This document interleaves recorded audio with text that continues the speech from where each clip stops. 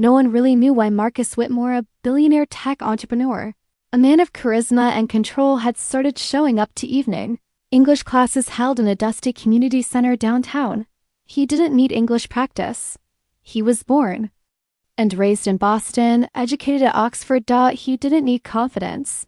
Not when CEOs bowed in his presence, but every Tuesday and Thursday, he would quietly enter room 3B, sit in the second row, and open the same worn-out book, practice speaking and reading out loud with this English shadowing exercise. Rosa used to laugh at it. A billionaire doing tongue twisters with immigrants? She would tease, but Marcus never answered, because only he knew why he was really there. It wasn't the book. It was her voice. Rosa. She was the instructor, volunteering after working 12-hour shifts as a housemaid. Her English wasn't perfect, but her smile, her kindness, her ability to make every foreigner feel home in a language they barely knew was perfect. And Marcus, despite all his fortune, felt like a foreigner in his own world. Her class became the only place he didn't feel alone. One night, she had asked gently, "Why do you come here, Mr. Whitmore?" He had looked at her like a man drowning, finally seeing the shore. To hear someone mean the words they say. She had laughed nervously, brushing a strand of hair behind her ear. "You mean you like how I teach pronunciation?"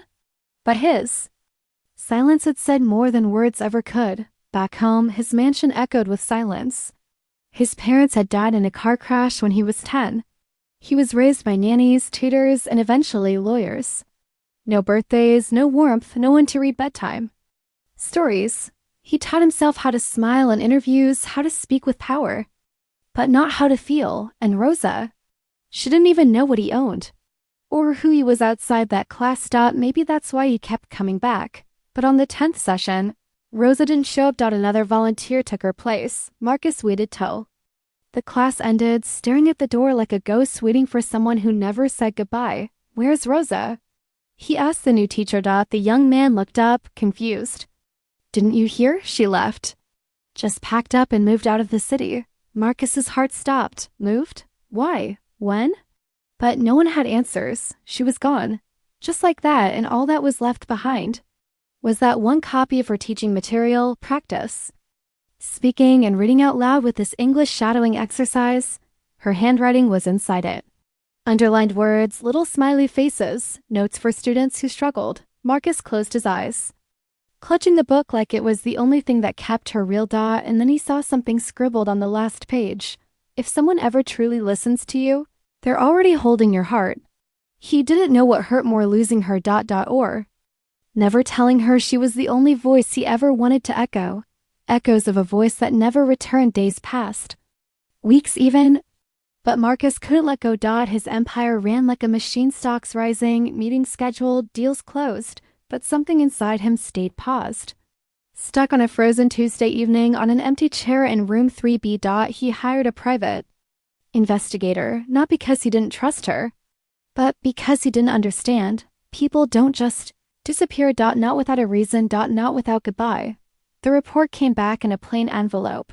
Rosa Elena Marquez, age 26, orphan, migrated from Brazil. Worked as a live-in maid for the Hughes family. No criminal record. No immediate family. Resigned job. Left city. That was it.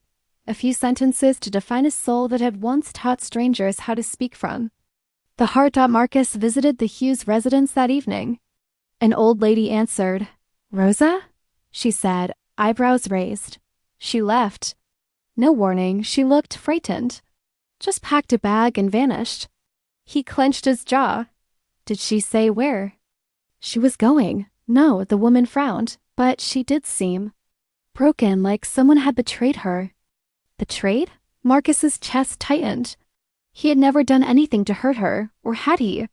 Maybe just being him a rich man who could afford pain like a game was betrayal enough.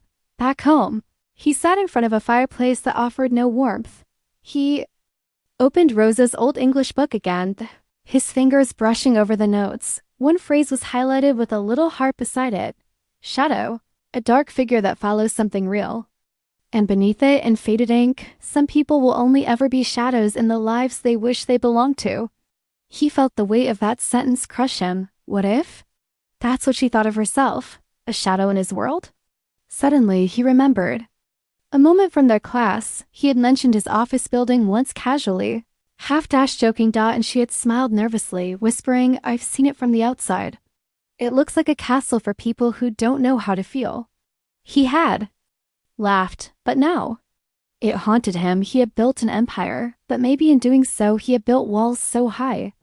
Even the one person who dared to care couldn't climb them. He stood, grabbed his coat and walked outside into the December night. Snow was falling, soft and cold like the silence she left behind.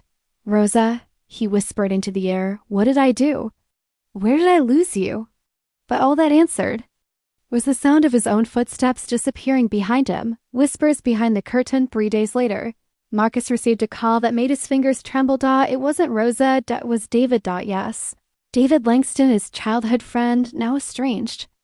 The one he'd once chosen love over tradition, leaving Marcus bitter and alone every Christmas since. But tonight, David's voice didn't carry its usual arrogance. It carried fear. "Marcus," he began, hesitant. "I heard something about Rosa." Marcus froze. "What do you know?" David sighed. "She came to me a month ago, before she vanished." "Why would she come to you?" Marcus asked coldly. "She was looking for you, but scared." Sighed. "Someone from your team threatened her. Told her to stay away from you or she'd lose her job. Or worse." Marcus's heart stopped. "Who?" he demanded. "I don't know," David said. "She never said a name, but Marcus." Her hands were shaking. She looked like someone who'd been silenced. The words cut through him like ice. Silence. In his world of polished power, who had dared to silence the only person who saw him as human?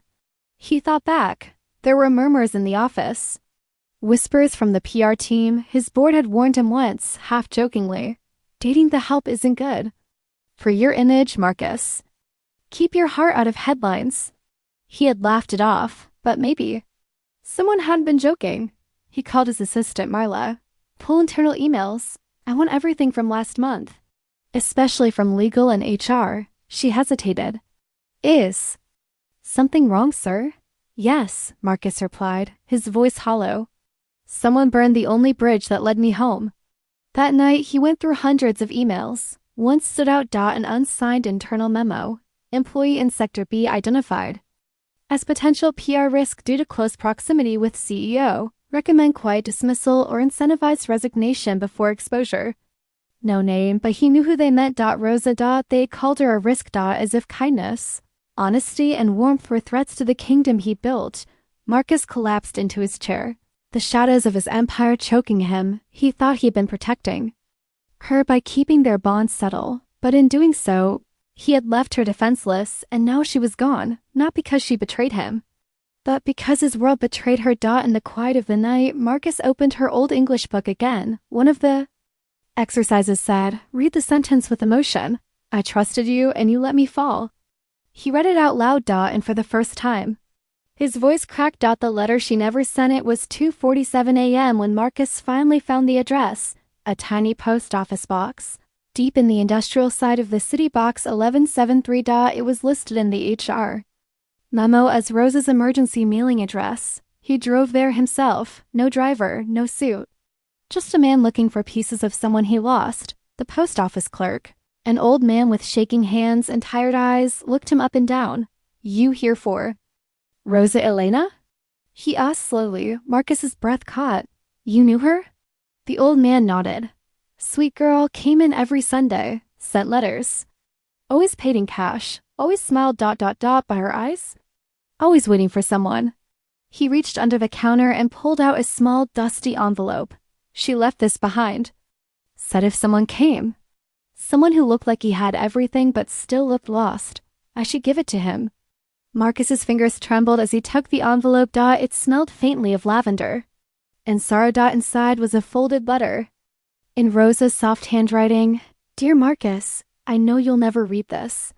Maybe you won't even care, but I had to write it anyway. When I first saw you walk into my class, I thought someone was lost, not in language, but in life. You had eyes like mine, hungry, hollow, haunted. I tried not to feel anything. You were untouchable. But the way you listened, the way you stayed behind just to hear me speak, made me believe that maybe, just maybe, someone saw me.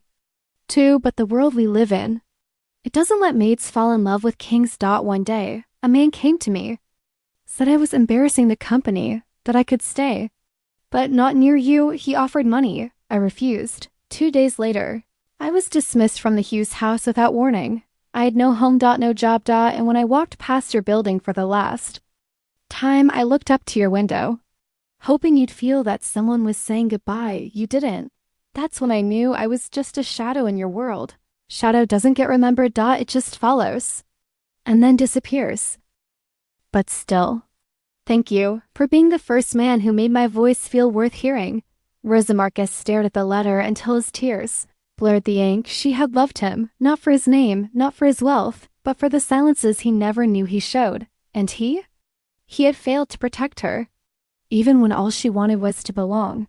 He folded the letter slowly, pressing it against his chest like a wound that would never stop bleeding. Then, with a quiet, choked whisper, he made a promise. I'm going to find you, Rosa, even if I have to search every corner of this cruel, heartless world. And for the first time in years, Marcus Whitmore stepped outside the borders of his empire and into the wilderness of the heart, the man who had everything. And no one. Marcus left the post office that night with a letter folded tightly in his coat pocket, closer to his heart than anything he'd ever owned. The city lights looked different now, harsher, colder, like they were mocking him forever. Believing wealth could keep love safe, the next morning, Hugh didn't go to the office. Instead, he sat in his car outside the old community center, the place where it had all started. Room 3B. He stepped inside. The desks were still there, the old chalkboard, the dusty bookshelf that Rosa used to lean against when laughing at her own grammar mistakes. He sat in her chair this time and cried. A grown man, a billionaire. Crying like a child who lost his only toy, not because it was valuable, but because it was the only thing that made him feel alive. Then he opened his laptop, logged into every private database he had access to. He started tracking immigration records, clinic visits under her name, any bus tickets bought from her last known location, shelter entries, church charity lists. He hired a search team, not corporate security, not professionals in suits. Real people, people who understood what it felt like to be lost. He even uploaded a post online. If anyone knows Rosa Elena Marquez, please help me find her. She saved my soul. I need to return the favor. Thousands shared it. Comments flooded in. Some mocked, some supported. But one stood out. She volunteered at my shelter in Buffalo for 3 nights. Soft voice, tired eyes. Asked for books for children who didn't speak English well. Marcus left everything. Board meetings, launch events, investors. All canceled. He booked the next flight to Buffalo. When he reached the shelter, it was snowing. Again. He showed Rose's picture. The receptionist nodded slowly. She was here. She left suddenly. But she cried while reading to the kids. Like the words weren't just stories, they were memories she couldn't rewrite. Do you know where she went? He whispered. The receptionist hesitated, then handed him a note. She left this behind, said if anyone came looking, it was meant for them. He unfolded it. Just 4 words written in Rose's careful script. Don't search for shadows. His heart broke again. She didn't want to be found, not because she didn't care, but because she believed she didn't belong. And suddenly, for the first time in his life, Marcus Whitmore realized that all the power in the world couldn't fix what his silence had shattered. The city, where silence sinks, Buffalo, led nowhere. For weeks, Marcus followed every thread, from shelters to bus stations, from small-town libraries to church noticeboards. Each clue grew colder. Each step further, his eyes grew hollow. He stopped shaving, stopped caring. His staff was panicking. Shareholders were restless. The press was hungry. Where is Marcus Whitmore? He left his throne for a ghost. Is the billionaire broken? But Marcus didn't care. He had once been the man who owned the sky. Now he wandered the streets like a man who had lost the sun. One night, in a quiet town outside Chicago, he stopped at a local bookstore to rest. There, a little boy was reading aloud to his mother from a picture book. The voice was timid, slow but full of life. Pay practice the speaking and our reading out loud. Marcus froze. The book, that book. He approached the boy gently. Where did you get this? The boy's mother smiled kindly. Oh, it was a gift from the lady who runs our language club, sweet soul. Reads to the refugee kids every Friday. What's her name? He asked, almost whispering. The woman paused. She doesn't say much, but I heard someone call her Clara. Marcus's heart skipped. Clara. That was Rosa's middle name. The woman pointed across the street. That little community center, she's usually there by sunset. He ran, through snow, through traffic, through the weight of guilt. He burst into the community center, breath ragged, eyes searching, and there she was, on a small mat, surrounded by children, hair tied back, scarf wrapped around her shoulders, reading from that same old book. Shadow. A figure that follows something real. She paused. Her voice trembled, and slowly her eyes lifted and met his. Time didn't stop. It shattered. She stared at him, like seeing a ghost wearing regret, like watching a dream knock on a door she had closed long ago. Marcus, she whispered. He didn't speak, not yet. He just dropped to his knees, eyes full of sorrow. I found your voice, he said softly, but I didn't know it was the only thing keeping me human. Tears brimmed in her eyes. Children looked around, confused, but still quiet. Marcus pulled the letter from his pocket, creased, worn, weathered by time and grief. I never deserved your words, but I'm here because I want to spend the rest of my life proving I do. Rosa looked down. Not angry. Not cold, just afraid. You built a world that didn't have space for me, Marcus, she said gently. He nodded. Then I'll burn it down and build one where you're the center. 4. The first time since she left. She smiled, but the pain hadn't vanished. Not yet. Love may return, but trust, that takes time. When love returns, but trust doesn't. They sat in silence after the children left. No more audience. No more pretenses. Just two souls, once intertwined by unspoken connection, now separated by the weight of everything they never said. Rosa held the same book in her lap, the one Marcus had carried like scripture, but she wasn't smiling now. You came all this way, she said quietly, not looking at him. But why now, Marcus? Why not then when I needed someone to fight for me? He swallowed hard. I didn't know. I thought keeping our bond quiet would protect you. She turned sharply. No. You protected your image. You let the world treat me like a stain, and you stayed silent. Her voice cracked. Silence is violence too, Marcus. The words hit like glass. He didn't defend himself. There was no defense. I let them erase you, he said. I thought my absence would do less damage than my presence. I was wrong. Tears lined Rosa's eyes, but didn't fall. I used to imagine you'd show up. That one day you'd tell everyone who I was to you. Not a risk, not a charity case. Just someone you cared for. And now? Marcus asked softly. I don't imagine anymore, she replied. Silence again. He reached into his coat and pulled out something new, a worn leather notebook. What's that? She asked. He opened it to reveal pages filled with her students' names. Photos, drawings, words, names of every refugee child she had helped, stories they wrote, letters they left behind. I started a foundation, he whispered. In your name, Rosa reads. It's building community centers across the country for children who feel invisible, for women who want to be heard. Her eyes widened. I don't want to save you, he continued. I want to stand beside you as you save the world. She said nothing, just stared at the notebook like it was too heavy for her heart. Then, finally, I'm scared, Marcus, he nodded. So am I.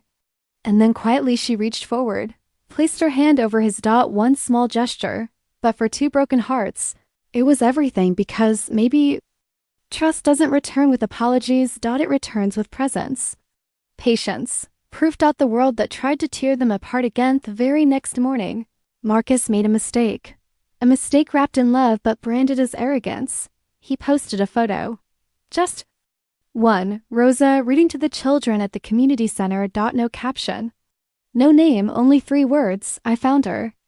Within hours, the world exploded. Headlines. Speculation. Criticism. Double quotes. Billionaire finds lost love in small town PR stunt or redemption. Marcus Whitmore dating a language tutor. Internet divided. Cinderella or cover-up? And worst of all, old footage leaked. Someone had recorded one of Rosa's ESL classes without her knowledge capturing her warmth, her broken English, her soft mistakes. It went viral. But not for the right reasons. Thousands mocked her accent, called her a maid in disguise, a gold digger, a social climber. Marcus tried to stop it, filed takedowns, fought legal battles, but words spread faster than justice. Rosa didn't cry. She didn't yell. She simply packed her things again. I won't be someone you have to defend every day, she said softly. But you're not alone anymore, Marcus pleaded. I am when the world looks at me like I don't belong next to you. He grabbed her hand. No, not this time. This time I fight. And he did. He canceled his corporate interviews. He went live on every platform. The world watched as the richest man on the East Coast sat in front of a plain brown wall, looking into the camera with tired eyes, and said, her name is Rosa. Elena Marquez. She taught refugees how to speak English. She made children feel safe, and she taught me that a man with everything is nothing if he doesn't know how to love. If you're mocking her, you're mocking humanity. And if this costs me everything, fortune, name, power, I'll pay the price, because she is worth more than I ever was. Silence followed. And then the tide began to turn. Comments shifted. She's amazing. I cried when he said that. She deserves respect. Protect Rosa at all costs. And suddenly, the woman the world tried to bury became the voice the world began to listen to, the girl who never belonged. Until she did, the storm calmed, not because it faded. Storms like these never do, but because Rosa stood in the eye of it and didn't run this time. The community that once mocked her now reached out with open arms. Parents asked if she could help teach their children. Volunteers came from 3 cities over. Journalists asked for her story, not for scandal, but for inspiration. But Rosa said no to all interviews except one. A small podcast hosted by a young immigrant girl who had once failed her English test 5 times. Rosa sat with her quietly, honestly. And when asked what changed her life the most, she said, being seen, not for my accent or my mistakes, but for my worth. I thought I was just a shadow in someone else's story, but someone told me I was the light. That clip went viral. Not because of Marcus. Not because of scandal, but because Rosa's voice had become a mirror for millions. That same evening, Marcus waited on the rooftop of the very skyscraper he once called a prison. He stood under fairy lights, holding the same book her old teaching guide clutched to his chest. She arrived quietly. He turned to her, heart pounding. I used to think this building was made of glass and steel, he said softly, but it was made of pride. I want to rebuild it with you. She smiled, but her eyes still held caution. I'm not asking for a perfect life, he added, just a real one.